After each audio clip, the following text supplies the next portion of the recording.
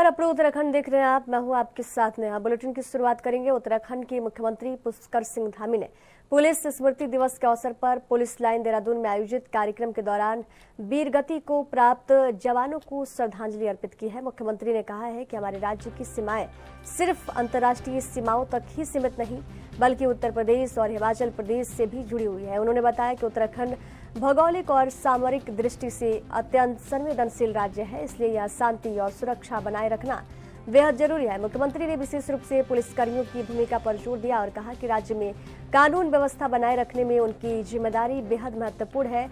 उन्होंने ये भी कहा कि किसी भी राज्य की पुलिस व्यवस्था उसकी सुरक्षा और समृद्धि की रीढ़ होती है।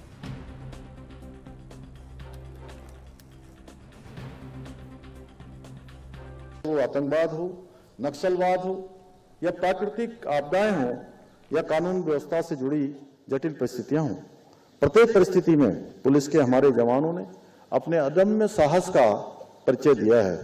साथियों, हमारे प्रदेश की सीमाएं दो अंतर्राष्ट्रीय सीमाओं से लगे होने के साथ साथ उत्तर प्रदेश और हिमाचल से भी लगी हुई हैं। इसलिए हमारा प्रदेश भौगोलिक और सामरिक रूप से अत्यंत संवेदनशील राज्य है। ऐसे में हमारे राज्य की शांति और सुरक्षा व्यवस्था को बनाए रखने में हमारे पुलिसकर्मियों की भूमिका और भी अधिक महत्वपूर्ण हो जाती है।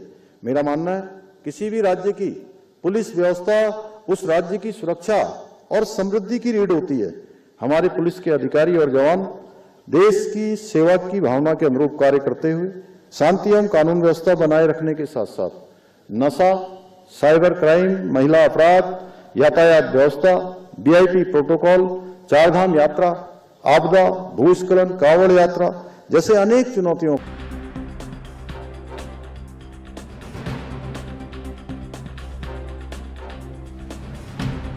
अभिनव नायक हमारे साथ संवाददाता फोन लाइन पर जुड़े हुए हैं। उत्तराखंड के सीएम धामी ने मुख्यमंत्री ने पुलिस कर्मियों की जिम्मेदारी पर भरोसा जताया है। क्या कुछ जानकारी है इसको लेकर? बिल्कुल नेहा, अगर बात करें तो उत्तराखंड के जो मुख्यमंत्री हैं पुष्कर सिंह धामी, उन्होंने साफ तौर पर कहा है कि जो राज्य की सीमाएं हैं सिर्फ अंतर्राष्ट्रीय सीमाओं तक ही वो सीमित नहीं, क्योंकि लगातार जिस तरह से उत्तर प्रदेश और हिमाचल प्रदेश से भी जो राज्य की सीमा है वो जुड़ी हुई है। और उन्होंने साफ तौर पर कहा भी कि उत्तराखंड जो है भौगोलिक और जो सामरिक दृष्टि से भी कहीं कहीं संवेदनशील राज्य है। इसके अलावा अगर बात करें तो यहाँ पर जो है शांति और सुरक्षा व्यवस्था बनाए रखना जो है बेहद आवश्यक है, क्योंकि जो है शांति प्रिय प्रदेश हमेशा से रहा है, कहना है मुख्यमंत्री का। और लगातार जिस तरह से पुलिसकर्मी है उनकी भूमिका पर भी उन्होंने जो है जोर दिया है। साथ ही साथ उन्होंने कहा भी है कि जो राज्य में कानून व्यवस्था है उसको बनाए रखने के लिए जो है यहाँ पर पुलिस व्यवस्था जो है बेहद महत्वपूर्ण है और जरूरी भी है। इसके साथ ही साथ जिस तरह से जो राज्य की पुलिस व्यवस्था है उसकी सुरक्षा है वो कहीं ना कहीं एक जो है उसकी रीढ़ है राज्य की, और राज्य की हर एक राज्य की रीढ़ होती है पुलिस। तो ऐसा जो है मुख्यमंत्री पुष्कर सिंह धामी ने कहा है, क्योंकि लगातार अगर बात करें तो यहाँ पर जो है अंतर्राष्ट्रीय सीमाओं से जुड़ा हुआ उत्तराखंड जो है वो प्रदेश है, और लगातार यहाँ पर कहीं ना कहीं जो चौकसी है वो लगातार बढ़ती जाती है, चाहे वो सेना है, आईटीबीपी है या फिर पुलिस है। तो ये सभी जो है सभी टुकड़ियां जो है जो राज्य की सीमाएं हैं उनकी सुरक्षाएं करती हैं। तो ऐसे जो है उत्तराखंड भौगोलिक और सामरिक दृष्टि से अगर हम देखें तो कहीं ना कहीं जो है अत्यंत संवेदनशील राज्य है। जी नेहा। स्मृति दिवस के अवसर पर देहरादून में कार्यक्रम था जहां मुख्यमंत्री पहुंचे थे और वहां पर पुलिस के जवानों को भी उन्होंने श्रद्धांजलि दी और कहा कि पुलिस ही राज्य की सुरक्षा और समृद्धि की रीढ़ है। क्या कुछ जानकारी इसको लेकर? बिल्कुल, जिस तरह से मैंने आपको बताया कि लगातार जो उत्तराखंड है यहाँ की जो सीमाएं हैं और लगातार जो यहाँ की सीमाएं हैं वो अंतर्राष्ट्रीय सीमाओं तक ही सीमित रहती है, बल्कि जो यहाँ की सीमाएं हैं वो उत्तर प्रदेश से भी लगती हैं, नेपाल से भी लगती हैं, इसके अलावा हिमाचल प्रदेश और चीन से भी लगती हैं। तो ऐसे में माना जा सकता है कि उत्तराखंड जो है भौगोलिक और सामरिक दृष्टि से जो है काफी संवेदनशील राज्य है, और यहाँ पर जो है शांति व्यवस्था बनाए रखना और बेहद जरूरी है। इसके अलावा अगर बात करें तो पुलिसकर्मी इनकी भूमिका पर भी जोर दिया गया है, खासकर मुख्यमंत्री पुष्कर सिंह धामी की तरफ से। और आज वो स्मृति दिवस के अवसर पर जो है पुलिस लाइन रेस कोर्स भी पहुंचे थे, वहाँ पर जो है उनके परिजनों को उन्होंने सम्मानित भी किया। और लगातार अगर बात करें तो राज्य में जो कानून व्यवस्था है उसको बनाए रखने की जिम्मेदारी भी जो है बहुत ज्यादा महत्वपूर्ण हो जाती है, क्योंकि लगातार अगर बात करें तो पुलिस व्यवस्था है या फिर सुरक्षा व्यवस्थाएं किसी राज्य की होती है तो वो कहीं ना कहीं बहुत जरूरी होती है। ऐसे में अगर बात करें तो लगातार उत्तराखंड जो है जिस तरह से शांति प्रिय प्रदेश रहा है तो उसकी छवि जो है उसी तरीके से बनी रहनी चाहिए। इस पर जो है मुख्यमंत्री पुष्कर सिंह धामी ने बल दिया। जी नहीं। चलिए, तमाम जानकारी साझा करने के लिए अभिनव नायक आपका बहुत बहुत धन्यवाद।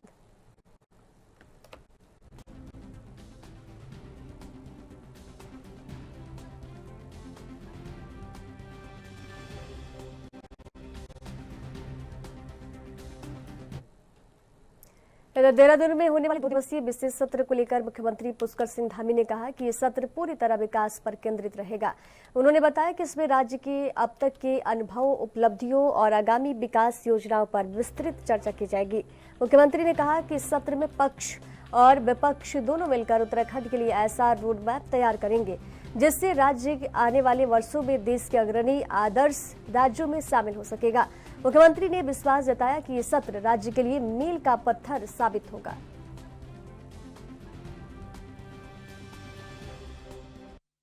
देखिए, जो 2 दिनों का ये हमारा विशेष सत्र है, उसमें वही सभी विकास की चर्चा और आगे का रोड मैप क्या होना चाहिए, किस प्रकार के हमारे अनुभव रहे हैं, सभी के सुझाव आकर कि हमारा राज्य आने वाले समय में हिंदुस्तान के अग्रणी राज्यों के रूप में हमारा नाम आए, एक आदर्श राज्य बने, श्रेष्ठ राज्य बने, उसको लेकर पक्ष विपक्ष विधानसभा में एक रोड मैप तैयार करेंगे। दीपावली के शुभ अवसर पर मुख्यमंत्री पुष्कर सिंह धामी ने चक्राता रोड की दुकानों से मिट्टी के दिए, बर्तन और अन्य पारंपरिक स्वदेशी सामान खरीदे। इस दौरान उन्होंने स्थानीय कुम्हारों, हस्तशिल्पकारों और दुकानदारों से संवाद करते हुए उन्हें पारंपरिक कलाओं को बढ़ावा देने के लिए प्रोत्साहित किया। मुख्यमंत्री ने डिजिटल भुगतान के माध्यम से खरीदारी की और आम जनता से भी आग्रह किया कि वे स्थानीय और स्वदेशी उत्पाद खरीदें। उन्होंने कहा कि दीपावली प्रकाश और समृद्धि का प्रतीक है और वोकल फॉर लोकल को अपनाकर हम देश के कारीगरों और छोटे व्यवसायियों को सशक्त बना सकते हैं।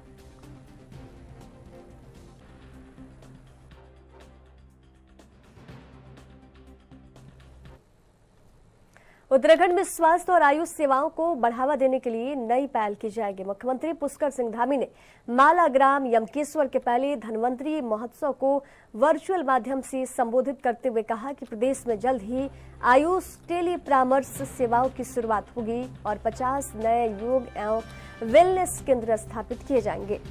माला ग्राम में स्थापित हर्बल वर्ल्ड हिमालय श्री धन्वंतरी धाम आयुर्वेद और प्राकृतिक चिकित्सा का अनोखा केंद्र होगा।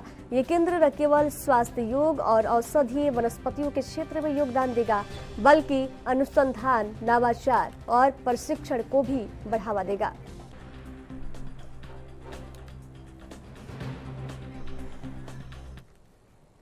उत्तराखंड 9 नवंबर को अपना 25वां स्थापना दिवस मना रहा है। इस खास अवसर पर राज्य सरकार ने रजत जयंती वर्ष घोषित किया है। 3 और 4 नवंबर को विधानसभा में विशेष सत्र का आयोजन होगा, जिसमें सत्ता पक्ष और विपक्ष मिलकर राज्य के विकास पर चर्चा करेंगे और भविष्य का रोड मैप तैयार करेंगे। विशेष सत्र में राष्ट्रपति द्रौपदी मुर्मू की उपस्थिति तय है। वहीं 9 नवंबर को आयोजित राज्य स्थापना दिवस महोत्सव में प्रधानमंत्री नरेंद्र मोदी भी शामिल होंगे।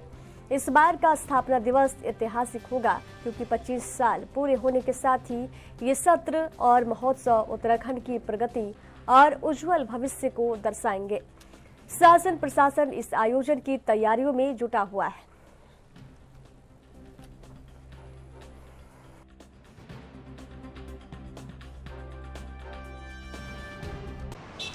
9 नवंबर को उत्तराखंड राज्य गठन के 25 साल पूरे हो रहे हैं। राज्य सरकार और प्रदेश गठन को लगभग 25 साल पूरे होने पर रजत जयंती वर्ष के रूप में जो है मना रही है, जिसके तहत राज्य स्थापना दिवस से पहले जो है 2 दिवसीय यानी 3 और 4 नवंबर को विशेष सत्र भी जो है आहूत किया गया है। और इसलिए भी बेहद खास है क्योंकि इस विधानसभा विशेष सत्र के दौरान जो है सत्ता पक्ष और विपक्ष मिलकर राज्य के विकास पर न सिर्फ चर्चा करेंगे बल्कि तमाम सुझाव देकर भविष्य का रोड मैप भी तैयार करेंगे ताकि उत्तराखंड को देश के जो उत्कृष्ट राज्य हैं उसमें शामिल किया जा सके।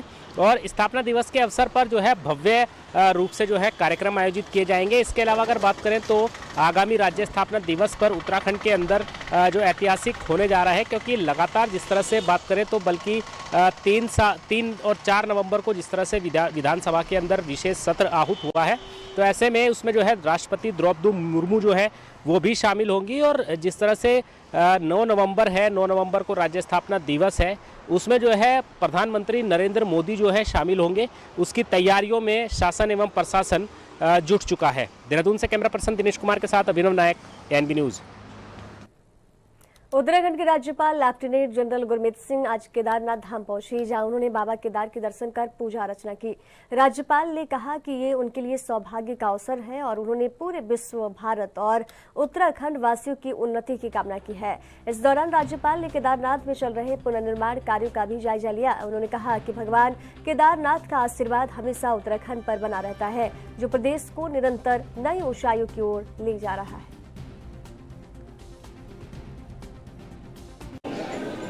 आज अत्यंत सौभाग्य का दिवस है कि आज प्रभु ने यहाँ आने का एक अवसर दिया है। आज यहाँ पूरी मानवता, पूरा विश्व, हर भारतीय, हर उत्तराखंडी के लिए आज प्रेयर की है, आज पूजा की है, अर्चना की है, अरदास की है।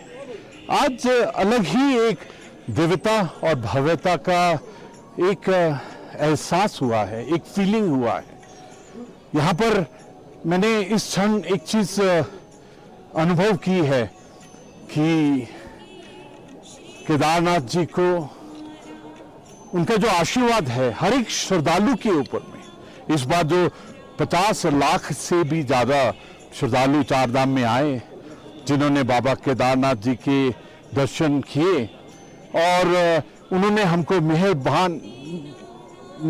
मेहर भरा हाथ रखा और हमको सबने जो भी यहाँ आता है प्रण लेता है, संकल्प लेता है, प्रभु का आशीर्वाद लेता है, ताकि किस प्रकार पूरी मानवता की, पूरे राष्ट्र की, पूरे उत्तराखंड की, हर मानव की किस प्रकार सेवा की जाए। यहाँ पर जो सेवा, समर्पण, दिव्यता और भव्यता का जो सबक मिलता है वो सबसे अलग है।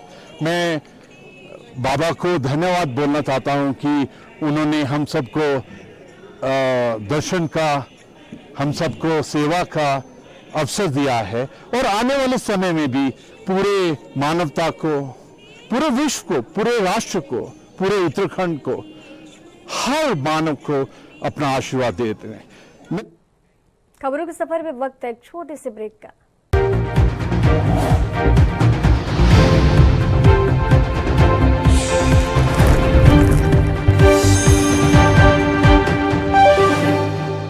ब्रेक के बाद एक बार फिर से स्वागत है आपका। उत्तराखंड ने स्मार्ट गवर्नेंस की दिशा में बड़ा कदम बढ़ाते हुए आर्टिफिशियल इंटेलिजेंस (AI) नीति का ड्राफ्ट तैयार कर लिया है। इसे जल्द ही कैबिनेट में पेश किया जाएगा। इस नीति के जरिए राज्य सॉल्यूशन स्टेट के रूप में विकसित होगा और शासन, शिक्षा, कौशल विकास तथा रोजगार के क्षेत्रों में AI तकनीक का अधिकतम उपयोग सुनिश्चित किया जाएगा। नीति में AI शिक्षा, action plan, startup, skilling, R&D, शासन, सेवाओं में जनरेटिव AI क्लस्टर, MSME और पर्यटन में AI के प्रयोगों को प्रमुखता दी गई है। मुख्यमंत्री पुष्कर सिंह धामी ने कहा है कि इसे राज्य की विज्ञान, प्रौद्योगिकी और नवाचार नीति से जोड़ा जाएगा, ताकि विभिन्न विभागों में डिजिटल गवर्नेंस को एकीकृत किया जा सके।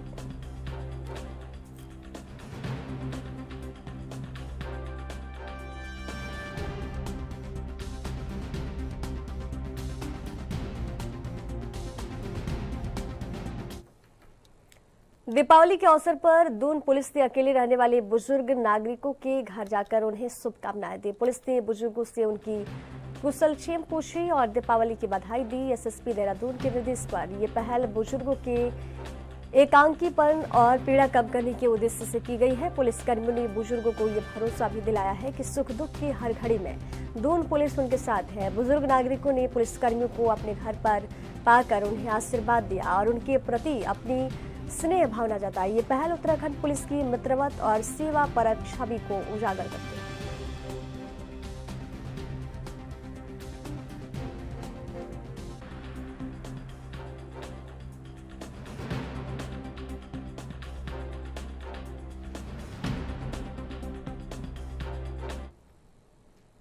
दीपावली पर्व के अवसर पर SSP देहरादून अजय सिंह ने विभिन्न स्थानों का भ्रमण कर यातायात व्यवस्थाओं का जायजा लिया।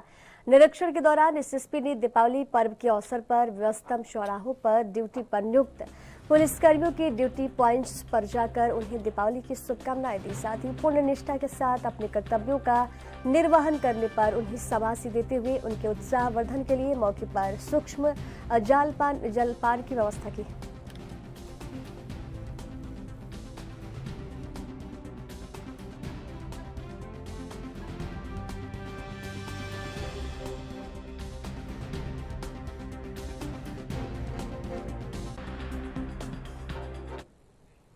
खबरों के सफर में वक्त है एक छोटे से ब्रेक का।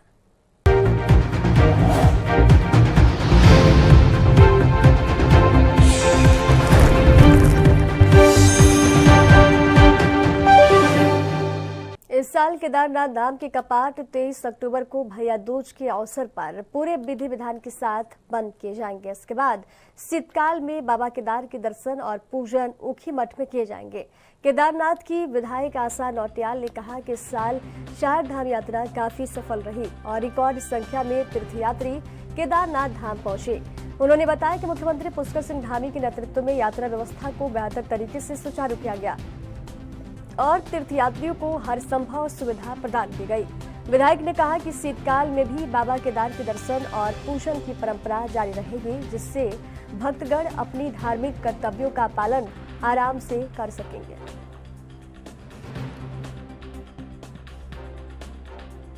सबसे पहले तो मैं आपके माध्यम से आज दीपावली की सभी क्षेत्रवासियों को और प्रदेशवासियों को बहुत बहुत बधाई और शुभकामनाएं देती हूं।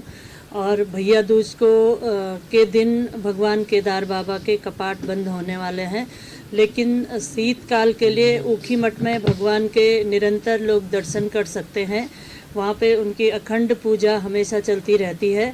और इस साल का जो ऐतिहासिक यात्रा रहा है उसके लिए मैं अपने प्रदेश के माननीय मुख्यमंत्री जी को बहुत बहुत धन्यवाद देती हूँ कि उनके कुशल प्रबंधन के कारण इस वर्ष 4 धामों में से केदारनाथ में रिकॉर्ड यात्री 17 लाख से ऊपर की संख्या में केदारनाथ में यात्री पहुंचे हैं, श्रद्धालु पहुंचे हैं और अपनी सुगम और सरल यात्रा करके अपने गंतव्य को वापस गए हैं। निश्चित तौर पर वहाँ के लोगों में जो व्यवसायी हैं, जो घोड़े खच्चर के मालिक हैं, जो छोटी छोटी अपनी दुकानें वहाँ पर लगाते हैं, उनके अंदर अभी जो यात्रा फिर से दोबारा बरसात के बाद चली है उसके अभी भी उनके अंदर बहुत उत्साह रहा है और निश्चित तौर पर वहाँ लोगों ने बहुत अच्छा व्यवसाय भी किया है, यात्रियों की सेवा की है और इसी तरह से बाबा का आशीर्वाद सब पर इसी तरह से बना रहे और खुशहाली बने रहे केदारनाथ क्षेत्र और संपूर्ण उत्तराखंड में।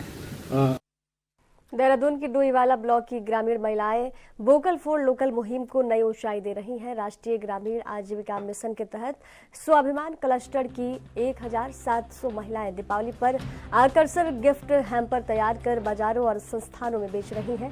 मुख्यमंत्री सशक्त बहना उत्सव योजना से जुड़ी इन महिलाओं को 8 लाख का कम्युनिटी इन्वेस्टमेंट फंड मिला है। हर हैम्पर से 20 लाभ कमा रही हैं ये महिलाएं, अब आत्मनिर्भर बन रही हैं। इनके हैम्परों ने प्राइवेट कंपनियों को भी कड़ी टक्कर दी है।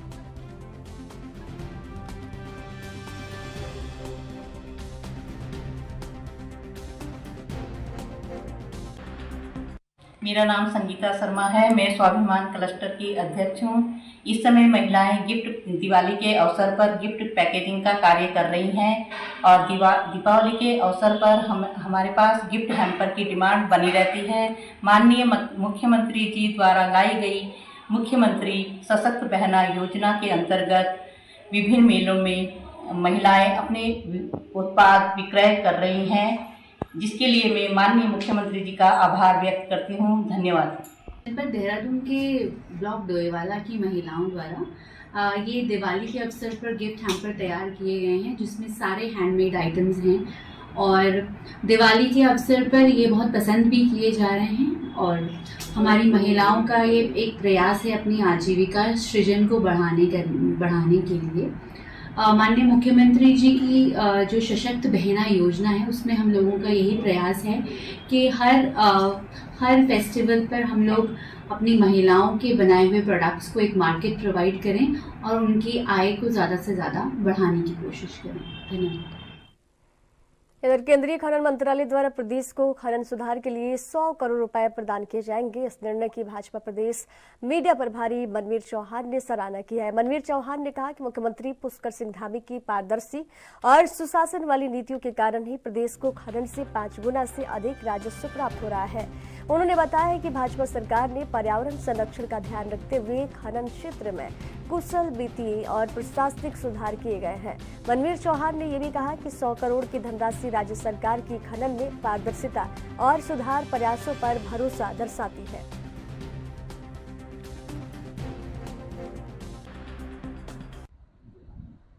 देखिए, आदरणीय मुख्यमंत्री पुष्कर सिंह धामी जी की पारदर्शी नीतियों के कारण जो उन्होंने कुशल सुशासन और कुशल वित्तीय प्रबंधन का जो काम प्रदेश के अंदर किया है, उस कारण जिस खनन को कांग्रेस के टाइम में सिर्फ घपले घोटालों के रूप में जाना जाता था और जो खनन और आबकारी जो कुछ कांग्रेस के नेताओं के घरों को भरने का काम जिसमें किया जाता था और राज्य के राजस्व को चपत लगाने का काम किया जाता था, उस खनन को आदरणीय मुख्यमंत्री पुष्कर सिंह धामी जी के द्वारा प्रदेश के आर्थिकी के रूप में एक आधार स्तंभ के रूप में बनाया गया है। तो निश्चित रूप से जो हमारे सरकार की पारदर्शी नीतियां। पंजाब के मुख्यमंत्री भगवंत मान का फर्जी वीडियो वायरल करने के आरोप में संगरूर के निवासी जगमन समरा के खिलाफ मामला दर्ज किया गया है। राज्य साइबर सेल ने आरोपी के खिलाफ आईटी एक्ट के विभिन्न धाराओं के तहत कार्रवाई की है। आरोपी फिलहाल ब्रिटिश कोलंबिया में रह रहा है और पुलिस ये जांच कर रही है कि वीडियो कैसे बनाया गया। सोशल मीडिया पर उसके साथ वीडियो अपलोड किए और 2 अकाउंट चलाए, जिसमें उसने खुद को उद्योगपति और डबल FF स्टोर्स का मालिक बताया है।